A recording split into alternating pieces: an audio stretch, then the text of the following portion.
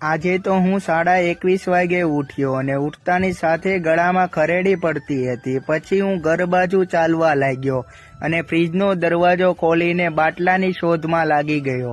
પછી પાણીનો બાટલો લઈને ગ્લાસમાં 1 લીટર જેટલું પાણી ભરી દીધું અને પછી હું પાણી પીવા લાગ્યો. પછી હું ચકલાને ચોખા નાખવા વયો ગયો. ચકલાને 2 મુઠ્ઠી જેટલા ચોખા નાખી દીધા. પછી હું સીધો ઘરમાં જઈને સિંઘમ પિક્ચર જોવા લાગ્યો. સિંઘમ પિક્ચર જોતો હતો ત્યાં તો બહાર આપણી પ્લેન માથે ઢેલ આવી હતી. ઢેલ તો વરસાદમાં નાતી હતી. પછી હું બાપુવાળા રૂમમાં સલામી લેવા વયો ગયો. સલામી લઈ લીધી અને પછી હું નીકળી ગયો 300 રૂપિયા લઈને સડક બાજુ, કારણ કે આપણું પાર્સલ આવ્યું હતું. પછી સડકે પહોંચી ગયો.